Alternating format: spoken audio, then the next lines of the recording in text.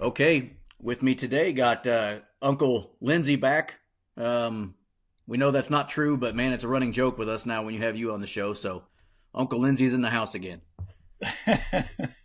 Thank you, cousin Nate. I appreciate you having me back. I don't know how that works. If I call you Uncle Lindsay and you call me Cousin Nate, is that just something like a Southern thing we got to worry about down the road? We had some sisters got some a sister and brother got together at some point. Sounds like Yeah, how about we just both be cuz because Uncle Lindsay makes okay. me feel ancient. Makes you feel old. All right. Yeah, I'm an uncle now, and my niece and nephew they call me Uncle Nene, and so it makes me feel a little younger because it's like a little cool sounding nickname, but otherwise I feel older that I am an uncle. So it is what it is, I guess, right? Right. Someday I'll be a grandpa. Whew, it's coming. I had an uncle. I never knew him because I was 3 when he passed away, but his name was Lindsay Grace, and that is where the name Lindsay comes from. My father was named after him, so he's kind of my great uncle. So when we talk about Uncle Lindsay, that's who I'm picturing as, an old man. And so, yeah, Yeah. let me just be cuz. All right, cousin Lindsay. So this is at least the fourth time we've had you on the show, maybe more than that. We like doing shows with NDA. Y'all put out great content when it comes to the education of hunters and being stewards of the land. Obviously NDA and QDMA. Well, it wasn't NDA at the time; it was something else. But anyway, they came together some years ago, and now I don't even remember the two different sides of the two different organizations. Now it's just NDA. So National Deer Association. For the listeners, if you don't know what they are, look them up. The National Deer Association is one of the greatest conservation minded organizations we have for whitetail hunting out there. So check them out if you haven't. And but particularly today's topic, right before season opens here in Missouri and pretty much around the country, maybe the South, it's a little bit further away. Although I'm guessing season might open soon, but the rut is further away for some folks. But we're right around the corner here in Missouri. September 15th is when our season's open. So we got less than a month, a couple weeks until the season opens. So I read this article that you put out a few days ago. I don't remember exactly how many days ago, but it's been very recent. Called "The 12 Signs You Should Harvest More Does," and that's a perfect time for this topic because there are a lot of folks that um, worry about shooting does. I mean, the three of us on our podcast are that way. Andy's got a farm where he worries about not having enough does, and I've got another farm where I barely see any does, and I worry that I don't have any or enough to bring bucks in. So this is a perfect time to talk about this topic. A lot of people are thinking about whether they should or shouldn't kill does, and this is a great time to talk about it. So let's do a 30,000 foot view of the article first, and then we'll get into the guts of it. But what made you think about writing it? Yeah, it's a perennial question that we get and always has been is should I take does, and if so, how many? And it's something that a lot of hunters do think about, like you're talking about. And the fact is, there are a lot of simple signs out there that you can go by and indicators that'll tell you whether where you are. It's difficult to come up with any set number for anybody and say you ought to take this many because it's never, there's never a precise point you're trying to hit. Deer populations are always fluctuating. So it's more about sort of reading the signs that are out there all the time and having your finger on that pulse and adjusting as you go, increasing or decreasing doe harvest as you need to sort of stay in that zone. And that's what we wanted to help folks with is, rather than we can't tell everybody you ought to take this number of does because it's different for every hunter in every location. But there are indicators you can be watching, a lot of them that can help. And then, the other thing too is, as I wrote last year, over the last couple of years, we're starting to see a national decline in harvest of antlerless deer. That's a little concerning to us. We're getting back to a point nationally where we're taking more antlered bucks as, a nation than we are antlered deer. That's not a good direction to go in. And there's a lot of reasons for that. The continuing decline of hunter numbers. There's just fewer hunters out there. A lot of us are busy. We get a buck in the freezer, and maybe that's enough venison for people for the year. The stats are showing that, only about 41% of all deer hunters take a deer. So that means, almost 60% of deer hunters out there don't take a deer each season. And only about 18% of us take more than one deer in a season. So it's clear that, and deer processors will tell you this, that, fewer people are taking multiple deer and putting them in a freezer or donating them or sharing them. And the other factor here is deer processors are declining. The availability of deer processors is on the decline. And so it's just not as easy as it used to be to get a deer processed. For all these reasons, we're seeing signs that people are taking fewer does, that there are fewer hunters to take those does. And that's why we've kind of made it a national priority for this organization to say, hey, we can't let this drop. We have to keep up with doe harvest where we hunt for a lot of reasons, mostly because that's a key factor in deer population health, a key factor in our success and satisfaction as deer hunters. And so we're just trying to encourage folks to stay on top of this and remember their responsibility to take an adequate number of does where they hunt. Adequate might be zero, adequate might be a lot, and it varies. And so we just want to help folks be able to tell where they hunt, how many should they be taking. Yeah. Another thing I think we could do a better job of, and me as a dad, I think I definitely need to try to do this year, is I've got I'm hunting for three. I've got myself and two sons that hunt.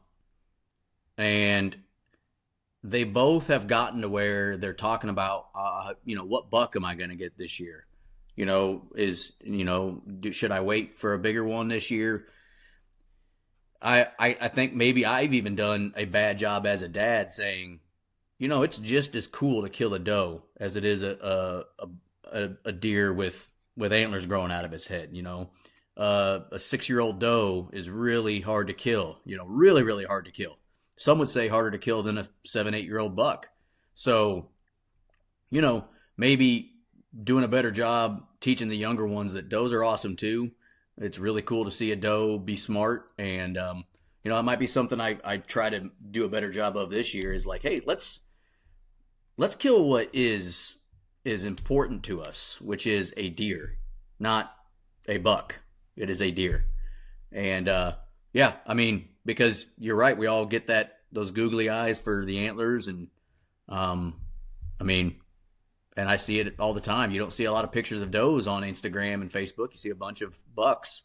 People don't seem as proud as they would be as they are with a buck. So it's a good point. But the article itself has a lot of good information in there, that things I didn't even think about or have never thought about when it comes to paying attention to the fact that you should probably harvest more does outside of the reason that they're deer just the same and they probably eat better than a buck does, right? We all know that. They seem to taste sometimes a little better. So, although I've never noticed a difference, but other people say they do. But anyways, let's just start out on the article and talk about, the different points you made, and we can kind of go through it the way you wrote it or however you feel like doing it, really. Yeah, you tell me. We can go point by point, or whatever. And I think that's a great point you made about valuing doe harvest. Last year I killed a doe that cementum aged 9.5. The year before I killed a doe that cementum aged 8.5. And those were two of the most tense and exciting hunts I've ever had. It's a challenge to take an adult or especially mature doe like that. So, and yeah, I had some venison last week from my 9.5-year-old doe and been eating on that along and along. It's still delicious. Most of the factors that go into how your venison tastes have more to do with how you handle and process the deer and process the venison than with the age of the deer. So, whether it's a Yeah. mature buck or a mature doe, I enjoy eating the venison. Never had any problem with being able to tell from the venison that, oh, this was an older deer, because I, follow the same protocol and etiquette for Right. processing and handling the venison, cooling it off, getting it processed soon, aging it in a cooler on ice at the right temperature, and how you field dress the deer, making sure you don't get gut contents on the meat while you're doing that. There's so many steps that Yep. ensure good quality venison. And so I have no hesitation enjoying the venison from a 9.5-year-old doe. Yeah, and that's why I said I've really never noticed it. I killed a buck several years ago now, who I gut shotted him with an arrow with a bow, and so I let him sit all night long. The next morning we go back, so of course all night long I'm worried about the meat going bad because it was probably in the 50s in November at that time. Just had one of those hot Novembers, and I'm like, I'm gonna lose all this meat. This is gonna suck. Great. Go find him the next morning, first thing, and he had just died within the last 2 hours. I mean, he was still warm, everything, there was still steam coming out of his cavity. And he still tasted great. I was worried about spoilage or him not tasting very good because I gut shot at him and all these things that you worry about. And that was one of the better eating deer I've had in a long time. So I think sometimes, yeah, you're right. Just how you field dress them and how quickly you get them to processors and cool them down. I was worried about him, but he still was awesome. So, yeah, let's just go through the article the way you wrote it and kind of talk about each point and give it to the listener in that fashion. So the easiest one, and this was the first point I started with, is, how many does have you harvested in the past? Because over time, a very good guideline to go by is just take a doe for every buck you harvest. And that will kind of, if everybody, you and the people you hunt with on a particular property are all taking a doe every time for it, at least one doe for every buck you harvest, that'll keep you out of trouble with things like buck-to-doe ratio, Mm-hmm. and generally keep you out of trouble with deer density. Now, if you are in a high deer density situation, if you see some of these other signs we'll talk about, that you've got a whole lot of deer and not enough food for them, then you might need to step it up a little in that area and take two per buck or more until you get caught up. But in a balanced situation across time, if you're taking a doe for every buck you harvest, you're going to stay in good shape and pretty much not have a lot of trouble. So that's the simplest one, is how to know. If you look back over the last few seasons and you got a bunch of bucks on the wall and a bunch of punched buck tags and no doe tags to show for it, no does in the freezer, maybe you need to step it up a little. And, hey, if you go a season with a couple of does and no bucks, it won't hurt anything until you get caught Yeah. up. So, yeah, take a doe for every buck across your career and you'll be fine. Because if I remember correctly, I think we've talked about this before. In general, there's no stats that show that you're going to have more bucks born than fawns or than does. You're going to have about half and half over the life, over a 10-year span. So, taking a doe for every buck makes sense. Take one and one are probably going to replace it next year, or as they are born. So, I mean, that makes the most logical sense that anybody could kind of really make the argument for, right? I mean, you're not, Yes, in theory, you're fawns are not going to born. hurt numbers. Yeah. No, fawns are born at a 50-50 ratio, pretty much, maybe a little bit to one side or the other, but not enough to make a difference. So there's Right. that correction every spring with the fawns that sort of corrects your sex ratio. And from an adult deer management standpoint, it's when everybody goes out there and gets their buck or two bucks or whatever each season and doesn't take does, that we get toward a situation of imbalance where you've got your buck to doe ratio favors does, Yeah. and so it's just a matter of, sometimes it can work both ways. If you've really been hammering the bucks, backing off on the bucks, letting a few of the younger deer go to reach some age, and increasing your doe harvest can quickly get you back to a balanced sex ratio. It's when we really hammer the bucks and don't take does that things become imbalanced and stay that way. Yeah. That's a good point. That's a solid way to start the article for sure. So the All right. next point that I Yep. made was, having to do with rattling and grunt calls.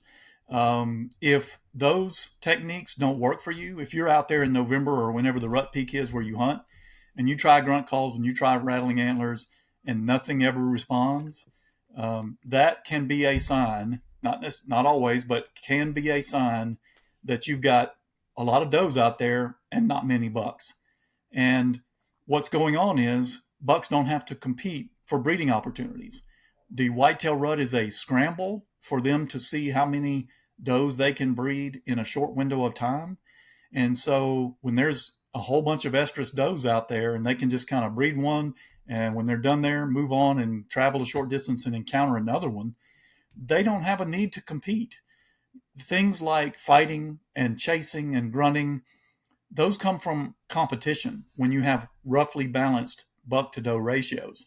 And bucks have to compete with each other to be the next in line and to find the next estrus doe and compete to be the one that she's going to tolerate. All that competition comes from a balanced buck to doe ratio. So rattling and grunt calls, bucks respond to that because they have to compete. Oh, that might be a fight over there over an estrus doe. That might be a buck grunting and chasing an estrus doe. I better go check that out because that might be my opportunity.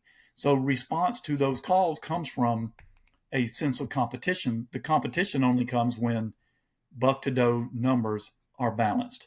So when those calls don't work, and this is speaking from experience on our home, my family's land in southeast Georgia, years ago it used to be that you could rattle till you were blue in the face and grunt all day and nothing ever responded.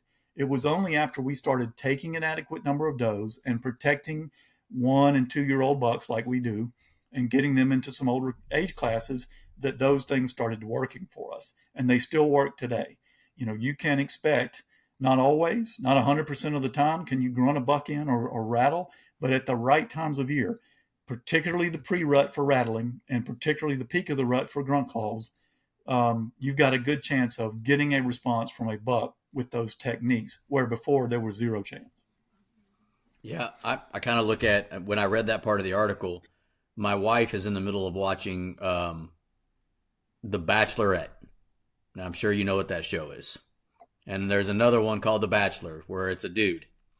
And you think about it, when it's the chick, when it's the Bachelorette, there's a bunch of guys going for her. So they're all kind of fighting over, right? Because there's only one lady. And then when it's the Bachelor, when it's just one guy and a bunch of girls, he doesn't have to do anything. He just they're all trying to get him, which I know is a little different with deer, but it kind of makes sense if you think about it that way.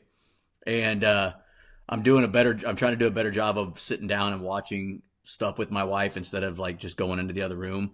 I don't like the show, but I'm trying to do a better job, and I end up just making fun of it, and she kicks me out anyways. But when I'm watching, I'm just sitting there like, this is hilarious. It's, a bunch of guys fighting, over some lady. So it's the same thing in the deer woods. If there's just one lady and all them bucks, yeah, that makes sense. They're going to fight. They're going to take those opportunities. But if there is a million does out there, well, why would they fight when we can all just have what we want? There's plenty of them out there at this point. So that makes That's a right. lot of sense. A lot of sense for sure. And makes you wonder, like, obviously not all bucks are going to respond every time you grunt or rattle. And it might not necessarily mean that you don't have enough does or have too many, but it could. No, And so that's it's a something to it's a consider. positioning thing. You got to Yeah. be in the right place at the right time, with that. Just like the rut, the way the rut works, you can be in a position in a particular stand and have the best day you've ever had deer hunting and see tons of activity, where 100 yards away, somebody in another deer stand thinks the rut isn't even happening. That's just the Right. way this works. You've got to be in the right place at the right time, and sometimes it's random and difficult to predict. Same thing with grunt calls and rattling. If you're not near the center of action where things are going on at the right time, no, they're not. You're not going to get a response. So it's not always, and it's not 100%. But um, Yeah. yeah, if your buck to doe ratio is imbalanced, they're not going to be effective anyway, no matter where you are. Yeah. And there are a lot of people out there that know their properties and know where the bedding is They know where they come from. They know where they're at. So if you're not getting those responses, that's something to consider. I know where the deer are at. I know where the does are bedded. So if I'm not getting responses, is it because we're not rutting yet, blah blah blah, or is it because they don't need to worry about it? So they don't. I mean that's a solid point because we've all had those days where we rattle and I like to call. I enjoy rattling. I enjoy grunting. Micah would say I overcall, but whatever. And you rattle and you get them just coming, hard. And then there's those other days you do it every half hour or whatever, and you never see anything all day, and you're just like, well, okay, maybe he's right. Maybe I do overcall. But so yeah, that's just another thing to consider when you're out doing your calling, you're rattling, you're grunting, whatever you do. It could mean more than just things that normally we would think about as hunters. That's a layer that we really should start considering. So another solid point. All right, what's the next point? Let's see. Is that second? Was that the second one? That was the second one. The third one was browse lines, which is an interesting one to me. Browse lines, for those that don't know, you've probably seen this. You might see it on the edge of a cow pasture or a goat pen or something like that, where trees overlap into where you've got livestock, and the livestock would have browsed those limbs, and it looks like a razor went along and trimmed off the tree limbs as high as the animals can reach. Well, deer can do this too in the woods. And it's interesting to me how easily most people overlook this when it's right there. They're just not looking at that. People will send me trail camera pictures of nice deer and be like, check out this buck. And in the background, I'm seeing a browse line for days. And I want to say, wow, you have got a terrible browse line in the woods. You've got a bad situation there. That's what I'm seeing, and they're looking at the buck. I think that's what happens to many people. They're out there in the woods looking for deer, looking for scrapes, looking for rubs, looking for those sorts of things, and their eye isn't keyed in on forage. Once you start paying attention to deer forage, how much you have, what the deer are eating, what species are there, you get an eye for this sort of thing. And now browse lines, when they're there, become very apparent. So it takes some adjustment to get your eye tuned to look for it. But when you have a browse line in the woods where deer have eaten everything from as high as they can reach to the ground, and it's literally like, a fire has gone through or a razor has come by and cut off everything green from there to the dirt, that's not good. That is not a sign. What that says is you have way more deer than you have deer food. And, it should not look like that. Now, when you have this kind of imbalance, picture a scales, and there was actually a diagram we did with this article that shows deer in a scale on one side and forage in the other side of the scale.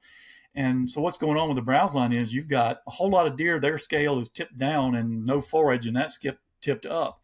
To fix this situation, you can reduce deer numbers through doe harvest, reducing the weight on the deer side of the scale, but you can also do habitat improvement techniques that improve the amount of natural forage out there, increasing the amount of food on the food side, bringing you back to balance. So in that situation, yes, you should be taking more does, but you should also be looking for ways to increase the food. Again, it's a matter of deer numbers and food amount. You can increase or decrease, manipulate both sides of that equation until you get back to not seeing a browse line.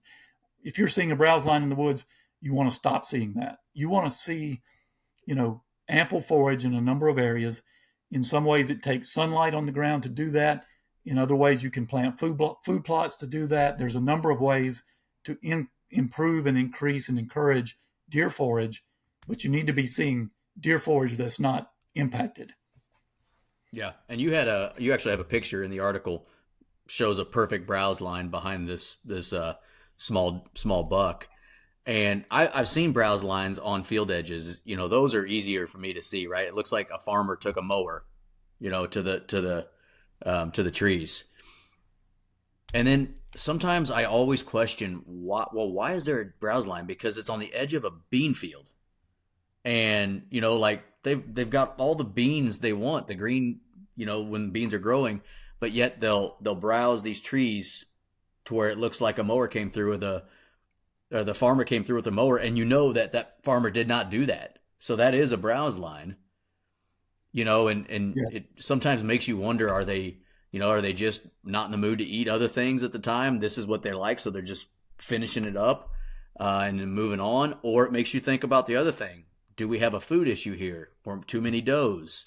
This is just another thing to think about. If we see browse lines like the one you picture in the article or in the woods, I have a harder time noticing them in the woods for sure.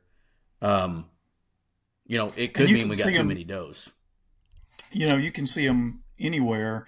I went and visited a property recently that a friend had purchased locally, and he wanted me to come out and take a look with him and Hmm. kind of evaluate the property for deer. And we first place we pulled up was this small field next to some woods, and there was a fence line going across the field there at the edge of a highway, and a bunch of Chinese privet had grown up in the fence line, which is an invasive non-native plant. And there was a browse line on the privet. Deer had been browsing that privet as high as they could reach, so there was a browse line on it. And when I looked at the rest of the property, it was solid, shady woods. So what's going on there is most of this deer property was shaded, mature forest with no understory. That offers almost Mm. nothing for deer to eat. If there's nothing growing in the understory and no sunlight getting through, there's no deer food out there except when acorns are falling. And but for forage, which they need 365 days a year, there was nothing out there in those woods. The only forage they were finding was along edges and openings like that small field with a fence line where privet had grown up. The field itself was Bermuda grass or fescue. I forget exactly what it was, an old invasive pasture grass, which deer can't eat. And so Hmm. privet had sprung up in the fence line. That was the only forage they could reach. Privet is pretty poor forage anyway, but if it's all you got, that's what you're going to eat. If you don't have anything for supper and I give you a box of saltines, it's not great supper, but you're going to eat it because you're hungry. And Yep. so that was an immediate red flag to me as we pulled on this property was A, deer are eating privet. That's not good. B, there's a browse line on it. That's not good.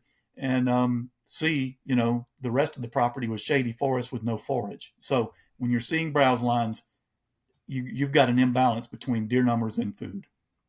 And in that situation, you have two things you might deal with. You might have an overpopulation of does. That's very possible.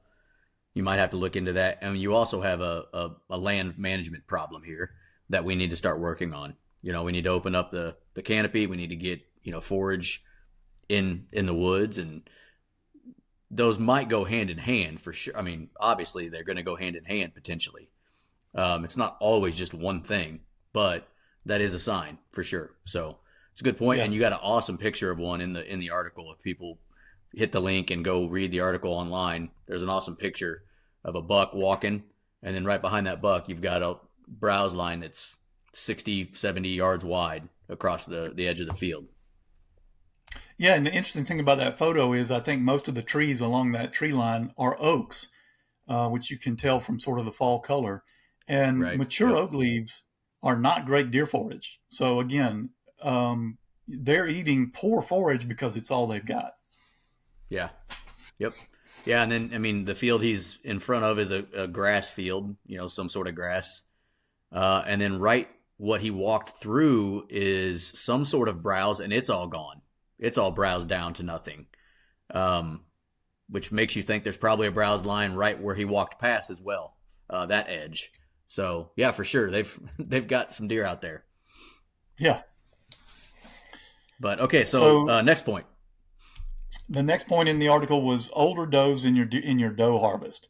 If you've been taking does a few, each year, and you pull jawbones on those does, and get the basic age on those with a jawbone, and you're seeing a high percentage of old does in that data set, that's a sign that you're under harvesting the doe population that's out there. In other words, your population consists largely of older deer rather than younger new production.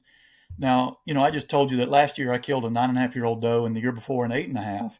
But that's not necessarily a good measure because I'm looking at a group of antlerless deer and trying to pick the oldest, most mature adult doe I can. Right.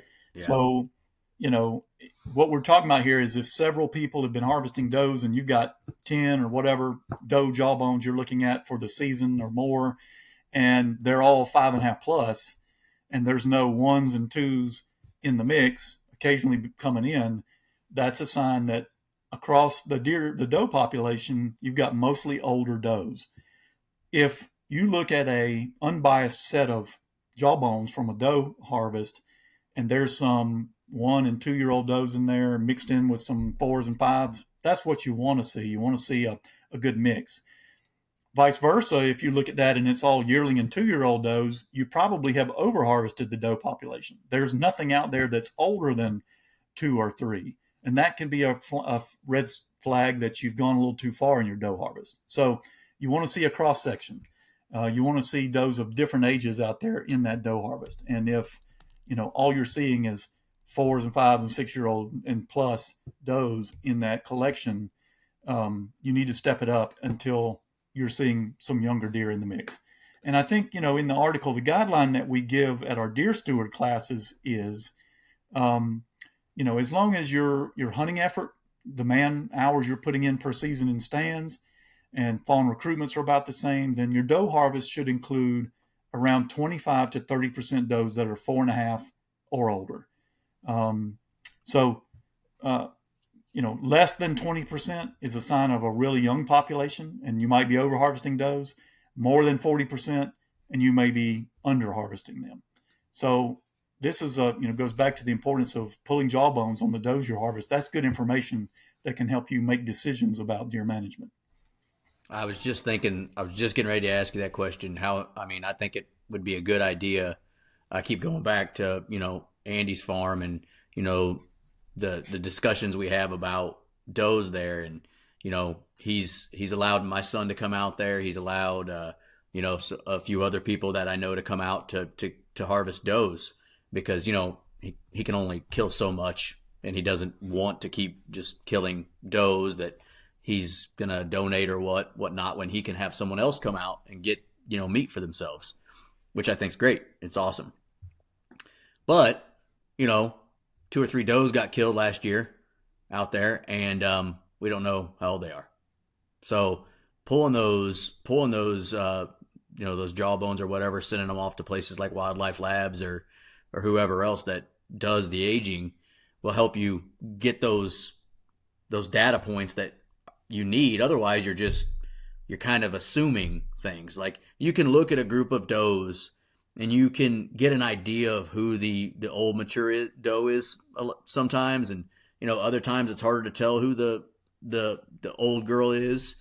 But you really don't know. She might just be bigger than the rest of them and 3 years old. Is what it. I mean, everybody has that. I mean, look at human beings. I'm in my 40s and 5'7". There could be a guy in his 60s that is 6'6". I mean, that doesn't mean that I'm more mature than him. He is. He's bigger as well. Or I guess I said that backwards. I could be young and big, and he could be old and small. He's still older than me. So, it doesn't always mean that. So that's a good point. I mean, and something we should look at doing a lot more of is aging deer. Yeah, and let me point out that you don't have to send a tooth off to a cementum lab to get this information. You pull a jawbone, and we've got resources on our website teach you how to do this, but you pull the jawbone, you can look at it using tooth replacement patterns and quickly put that any jaw into one of 3 age groups.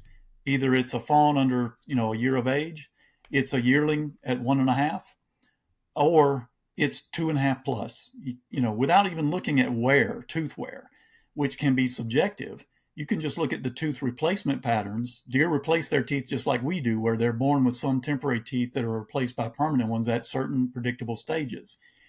And just looking at that pattern, quickly tell whether a deer is, a fawn, a yearling, or 2, or goes into that 2 plus category. That's really all you need to know to gauge what we're talking about here in terms of the number of really old does that are in your harvest. And yeah, when we're talking about 5.5 plus, it's pretty extreme wear. It's pretty easy to spot. You don't have to, do any calculations or measurements or comparisons to look at a jawbone and go, okay, this deer is fully mature, 5.5 plus, and maybe really old. Yeah. So yeah, we can teach you how to do that. You don't necessarily have to send a tooth off. You do that when, like in the case of my two recent does that I knew from tooth wear were very old, and I wanted to know precisely how old they were. So I sent teeth off for those and found out one was 9, one was 8.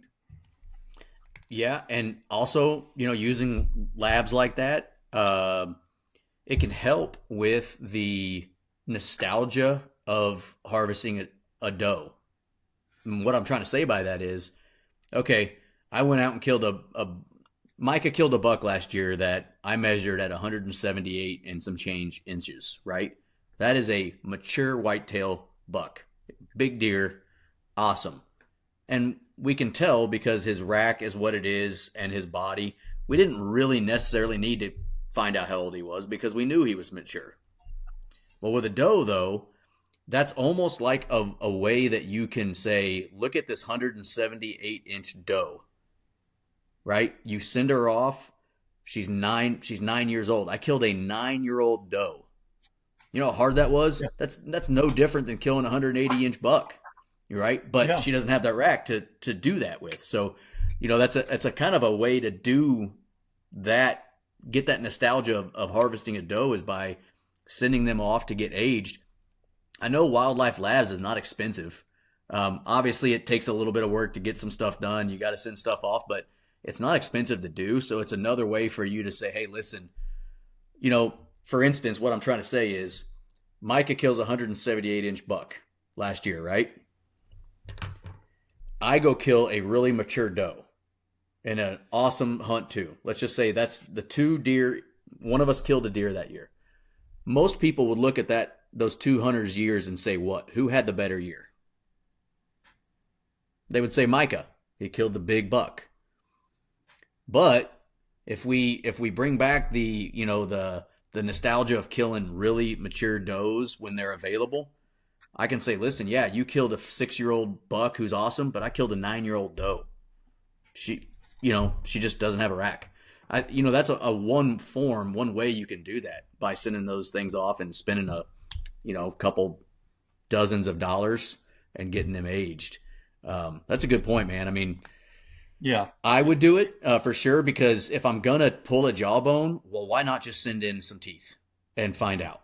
If I'm gonna go through the work of doing the stuff that you guys can teach, which is free and is awesome to get that information, a guy like me is gonna go ahead and go the next step and send them off to places like Wildlife Labs and I know there's other ones out there as well. But so yeah, I mean that's something I'll probably look at doing moving forward is when I decide to try to harvest a doe and go after one. If I think she's pretty mature, it's a way to put a feather in your cap. I killed that's a 7-year-old doe. It's the oldest deer I've ever killed or whatever. That's Yeah. cool. No, there is an aspect to this that, use the word trophy if you want to, but look on the wall behind me. There's a buck back there, a European mount, and you can probably see his jawbones are hanging there with the mount. But he's cementum aged 6.5 years old, and so that it was his age that made me extremely proud of that deer, and so the jawbones are part of the story. In fact, while we're talking, these are the jawbones sitting here on my desk of my 9.5 year old doe from last year. I saved those. The Mm-hmm. jaw from my 8.5 year old doe is right over here on this bookshelf as well on a ring. So I saved those things. Those are things that achievements that I'm proud of and that I like to share with folks and go look at these jaw. This is the jaw of a 9.5 year old doe. So that is, yeah, we need to consider age in the factor here behind the best deer hunting stories and most memorable hunts we have, because age is sort of the great equalizer. Yeah, some bucks have more antlers than others, and some deer way more than others. But in terms of the challenge of hunting a deer, age, Yeah. an older deer that has survived multiple seasons out there with and multiple hunting seasons, and that's an achievement also that should be noted. for sure. And you could make the argument now. Killing a 9-year-old buck is hard, hard. But you could make the argument killing a 9-year-old doe is harder, right? She has birthed how many fawns by then, in her life. And she's had to worry about not only keeping herself alive, but fawns every year, and sometimes twins, maybe triplets every once in a while during that time, where a buck only has to worry about keeping himself alive, right? And Yes, then great bucks point. get And even 9-year-old bucks get stupid once a year, yep, So I was just going to say those that's don't the other ever thing get is stupid. that bucks get stupid during the rut, and does don't. Does never Yeah, get stupid or drop their guard. They are always on high alert. And yeah, right. an older doe like that, there is no sharper, more experienced, wiser deer in the woods, more, difficult to fool than an old doe. Yeah, for sure. So yeah, that's a great point. All right, next one. Okay, let's see. I think it was kidney fat. Yep, I think so. Another real easy one here to use. When you harvest deer in the fall, doesn't matter if it's buck or doe, and you're field dressing them, you ought to be evaluating the amount of body fat in the body cavity. There's fat under the hide, and that's good to see too. But the first place that fat accumulates and disappears from, or the last place that it disappears from, is inside the body cavity in that pelvic region, covering the tenderloins, but also gathering around the kidneys. So if you can't recognize the kidneys in the gut pile because they are encased in globs of fat, that is a good sign. If you have to remove a lot of fat to get to the tenderloins and cut them out, that is a good sign. That means that deer is in good shape in the fall, going into winter, and has ample body fat. You want to see fat all over, but at a minimum, that body cavity fat should be, plentiful. So if you're seeing deer, buck or doe, where the kidneys are just kidneys, and you can look at them in your hand, and anybody would look at that and go, that's a kidney, because there's no fat on it, that is a warning sign. There is, again, going back to that balance thing between deer numbers and food, there's an imbalance there. There's not enough food. Deer ought to have fat encased kidneys in the fall. Now, you will get some cases. In fact, that 6.5-year-old buck behind me on the wall, I killed him in December post rut. He was worn down. He'd been rutting hard, and I killed him in a food plot. He was trying to feed up after the rut was over. His kidneys were pretty naked. There was not much fat on his kidneys. He had lost a lot of his body mass during the rut. So that isn't always a good indicator. An old, Right. hard rutting, with dark tarsal glands and wounds and scars. This buck actually had lost an eye in a fight. Um, they're going to have been rutted down and may not have as much kidney fat immediately following the rut as you would hope to see. So again, use other indicators. If there are any younger bucks in the harvest, if there are does in the harvest, you want to be looking at all of them to evaluate that. If all the deer you see that have been killed by you or locally by others have very little fat around their kidneys and around the tenderloin area on the inside of the body cavity, that's a warning sign that you need to take more does and improve habitat quality, as we've talked about. And you can add different, like you said, different layers. Let's say you harvest a doe, open her up, very little kidney fat, very little fat overall, and you find out she's 6.5 years old also. Oh, we might have too many does here. Not only is she old, she doesn't have much health.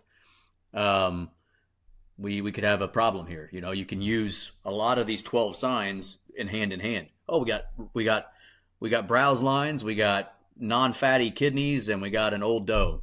We could have a major issue with does here. So yeah, good point. All Yes. right, what's the next one here? Kidney fat, food plot cages. Yeah, that's it. So if you plant food plots, you ought to put a wire cage called a browse exclosure in every food plot. You can just go to the hardware store and buy a roll of fencing, cut it into a Mm-hmm. 10-foot strip and roll it into a loop and stake it down in the food plot where deer can't push it over. And what that does is close off a small circle of the food plot forage and prevent deer from eating it. And that becomes your gauge on browse pressure. And if over the course of the fall or the summer, whenever you're growing a particular food plot, if that cage fills up with forage and outside there's not much left, particularly if there's very little forage left outside that cage, that's a warning sign that at that point in the year and maybe all year, you don't have enough food for the number of deer. You can do this outside food plots too. You can go into the woods and in an area where some sunlight is reaching the ground, put a cage up and come back later. And if that cage has filled up with native plants and natural forages and vines, and outside the cage you can't find those plants, again, that is a sign that there are too many deer for the available forage. So an easy one to do. If you grow food plots, you ought to have a cage in every food plot. That's just so simple to do that and use that information to manage your deer population better. And if those I've never. cages are filling up, but outside there's nothing but dirt and deer tracks, you can plant more food plots. You can do habitat techniques to increase forage at the same time that you're taking more does to reduce the deer density. Yeah, it's an easy way to gauge it. I never even had thought of that or seen that before. And that picture, I was like, oh, okay, yeah. There's not a whole lot of grass. Once again, there's a photo. Not a whole lot of grasses or forage outside of the cage, and the cage is full of looks like brassicas, radishes, whatever. Um, 2.5 foot tall, and then there's nothing outside. Yeah, Yeah, quick cool. visual, so easy to do, and one at a glance you can see the situation. Ideally, what you would see is that the forage in and out of the cage is roughly equal, or maybe there's only light forage pressure on the food outside the cage. That's actually a great sign. There's no problem with that. If people say, I can't hardly tell the deer eating my food plot, that's okay. It means that, you've got plenty of food to go around for the deer. They're not always going to be feeding in your food plots. If white oak acorns are falling, those are highly attractive. They're probably going to shift the pressure to those white oak acorns, and your food plot is going to be less attractive. So food plots shouldn't always be eaten to the dirt. It can be a very good sign of good deer health if there's ample forage outside and inside the cage. Nice. That's a good point. Let's see. Next point. I don't even know what number we're on at this point. I kind of stopped counting. Deer are eating crap. I That's right. like that one. Um, Going back to learning to eyeball habitat and eyeball forage and plant species, you ought to learn the desirable deer forages. And what happens is once that's what they're going to choose first. And when the pressure on those drives those local plants into local extinction, they'll start choosing the second and third choice foods, eventually getting to the worst stuff. So when you're seeing them eat things, and in most cases it's going to be non-native plants like privet, like English ivy, you will see Hmm. deer eat those. They're terrible forages. And when deer are eating them, it's a warning sign that they are down to the worst food. And sometimes even in winter, you will see deer eating. I've seen them eating red cedar needles. You may have seen that where they're browsing red cedar. And when they're doing that, there's just not enough quality forage. Now, winter is a special time. There's not enough food anyway. But what they rely on in winter is dormant browse, woody browse, the branches and tips and buds of dormant shrubs and plants. That's what they eat. And when those are not abundant enough, that's when they'll start eating cedar needles and non-native plants like privet and English ivy and other things. So you can still have quality winter browse through habitat management that prevents them from having to eat these poor quality non-native plants. Now deer hunters in the north, again, it's a unique situation. It's not unusual for deer in the north to rely on conifer needles in winter, particularly in yarding areas where they yard up to survive the most extreme winter weather. But Hmm. still, you don't want them relying on conifer needles completely to get through winter, even in those situations. Even in the north, you should be doing enough habitat management to ensure young forest cover, early successional cover that produces that dormant winter browse that is mostly what they rely on. Deer get through winter on that fat supply. That fat, they burn that fat as an energy supply, and then they browse on the winter forage to fill their stomach with that to supplement the fat as an energy supply.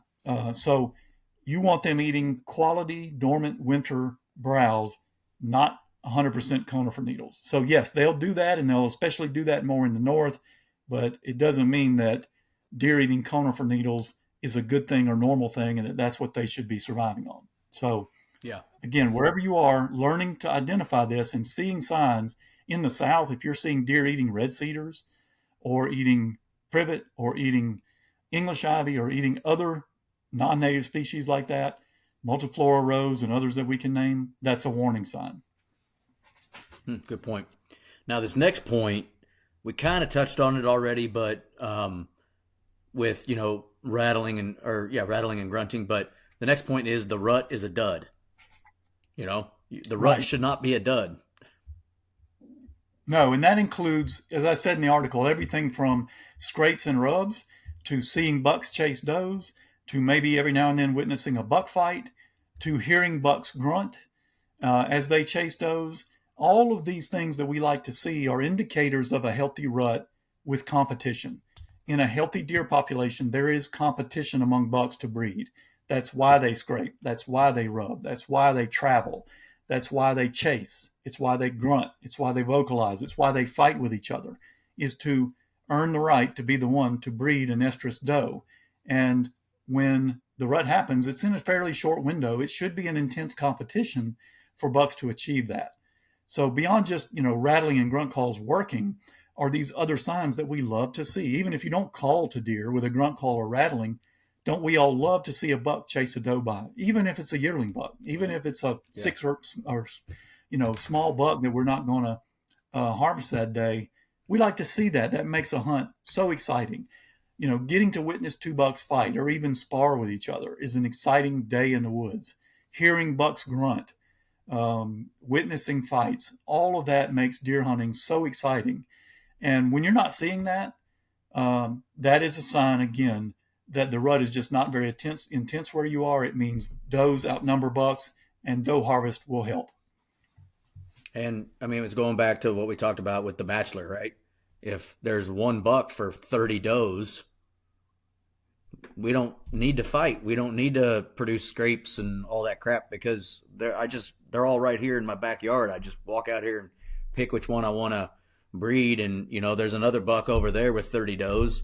He's got his 30, and he won't be able to get to all of them by the end of it anyways. So we don't need to fight. We don't need to worry about it. We just go do our thing. So it makes a great point, and it makes the rut bad in other areas.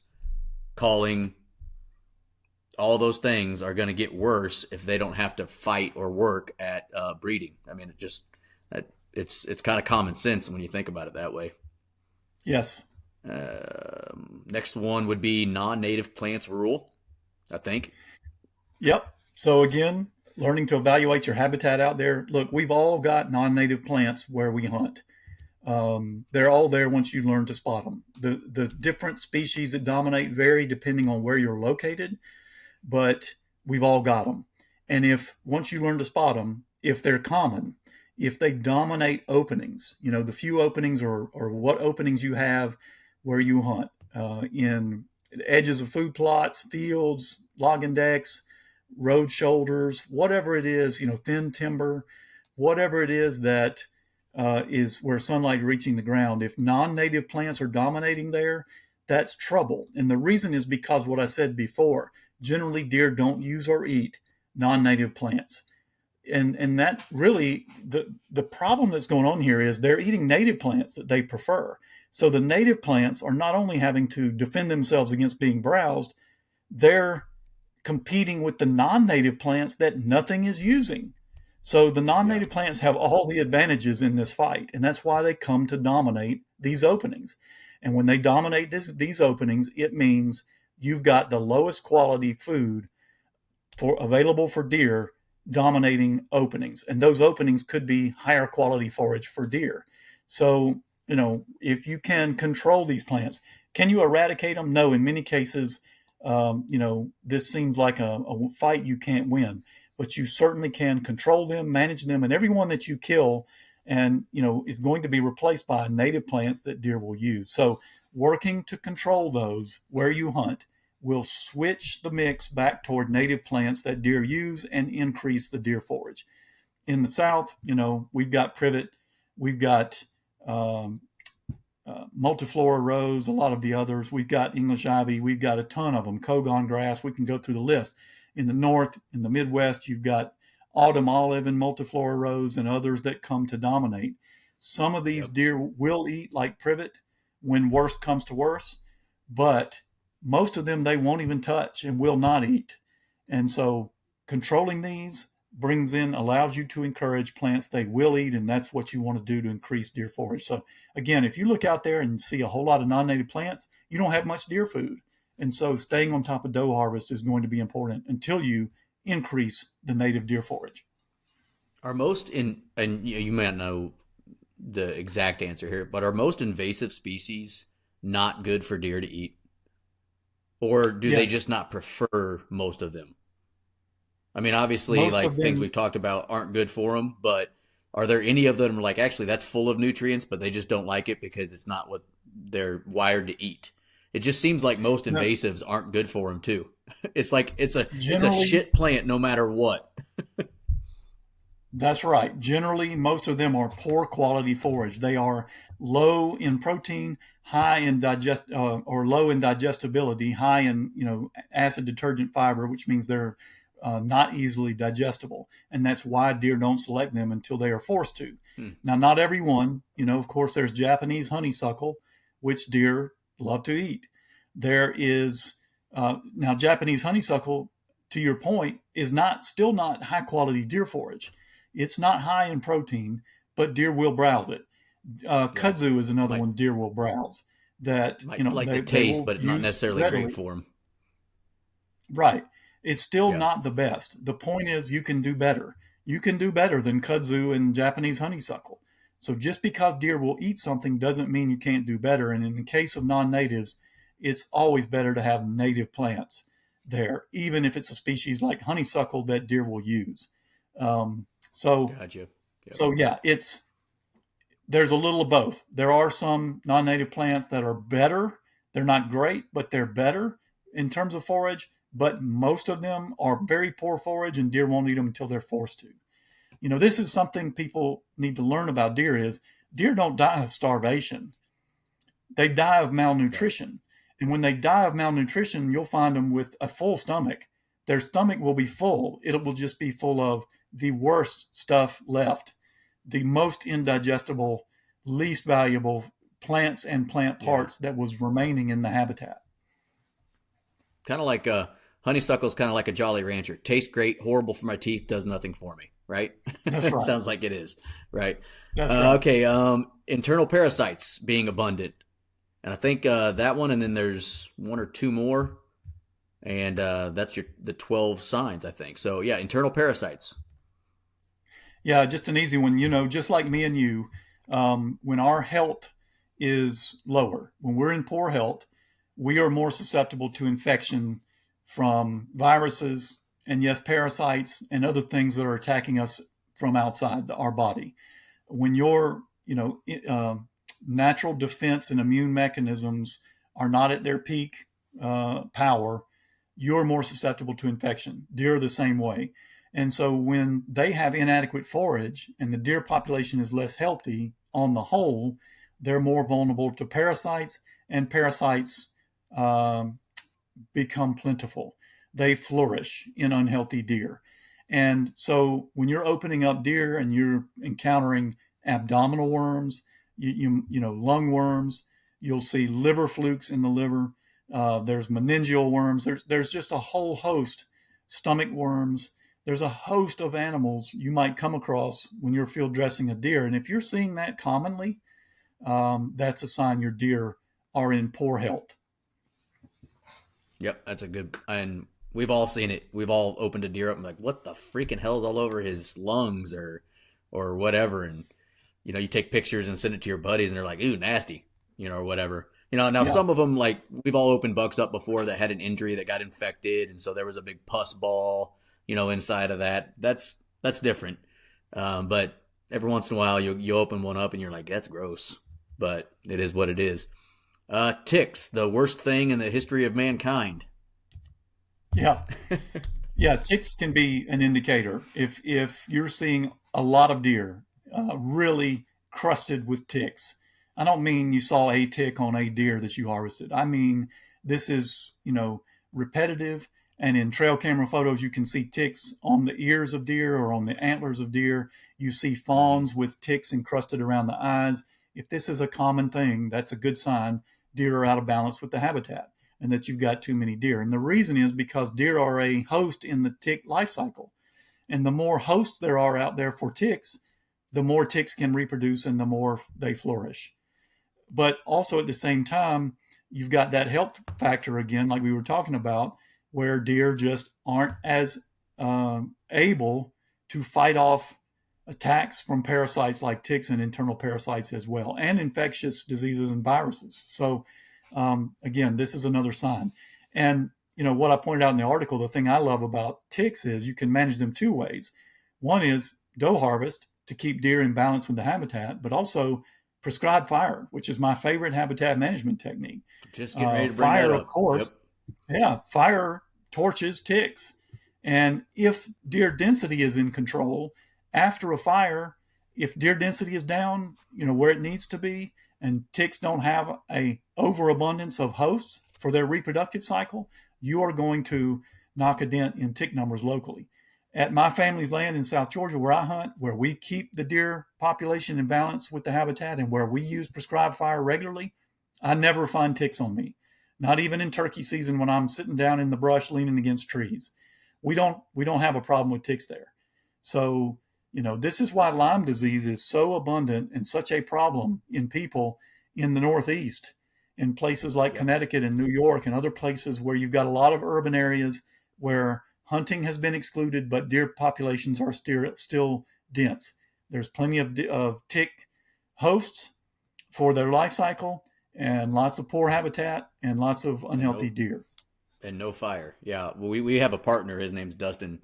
He is a land manager. He does that sort of stuff for a living, and he he almost every time you ask him what should we do, his answer is fire. Start with Yeah. fire, and then we go from there. And there's just not as much fire as there used to be. We don't set fire. We don't set fires. Sounds horrible. Sounds like I'm a pyro, but we don't do it as much as we used to. It's making a comeback because people like him are smart and they're saying to do this to people and people listen.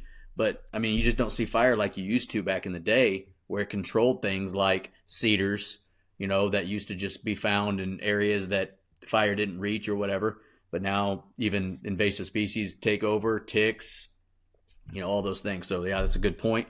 And definitely an animal I don't understand why it even exists, but it does. And then I think the last point is you hunt in a CWD management zone, which thankfully I don't at the moment.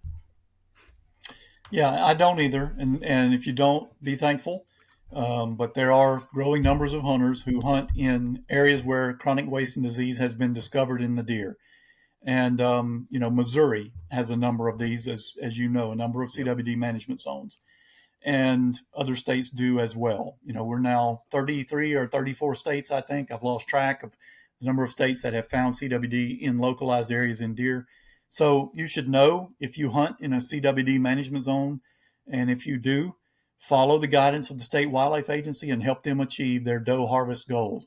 You're not trying to wipe out the deer. You're simply trying to maintain balance between deer and their habitat to keep them in healthy condition, because CWD spreads faster in an overpopulated deer situation, because deer are simply, this is a disease that spreads deer to deer, and when there are more deer bumping into each other more often, the disease is going to spread faster.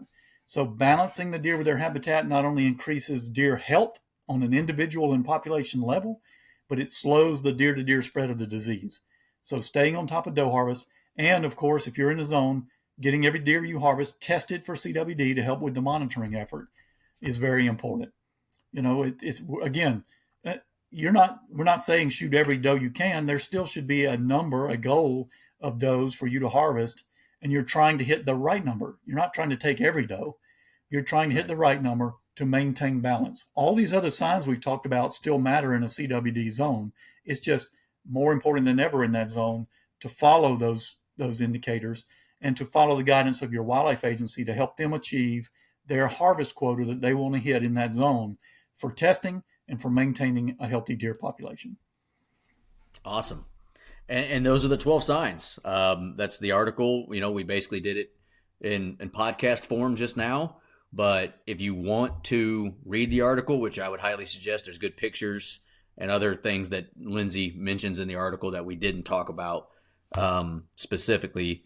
We'll link it in the show release, but then also go to National Deer Association website, and you can read the article, among others, that Lindsay and others have written for them. So, Lindsay, tell them where they can find the National Deer Association on social media, things like that, and then I'll let you off the hook for this one. So, yeah, we're at deerassociation.com is our website. All of our social media is at Deer Association is our handle. We're on Facebook, Instagram, TikTok, YouTube, and even Twitter. So at Deer Association is where you'll find us. And if you go to a browser and type in deerassociation.com/articles, you'll go straight to all of our most recent articles. And this one will be near the top. It was published on August 21. So you can always go there and pick up our most recent stories. We've got newer ones since that one came out. The other thing too is I'd urge you to go to deerassociation.com/join and join as a free basic member. It doesn't cost you anything, and you'll be signed up for our newsletter, which we send out every Thursday morning by email. And that will include our latest articles, latest podcast episodes, latest videos, events that are coming up, ways to get involved with us. The newsletter is the best way to plug into the National Deer Association. For sure. And if you're feeling really lazy, just go to Google and type in 12 signs you should start harvesting more does. It'll take you straight to it. That'll do That's it. another easy way to do it. I literally just did it as we were recording because I forgot to bring it up before we started. So Lindsay Thomas Jr., cousin, which is not true. People out there should know we are not related as far as we know. Although my family is originally from Georgia. Just saying. But not that family.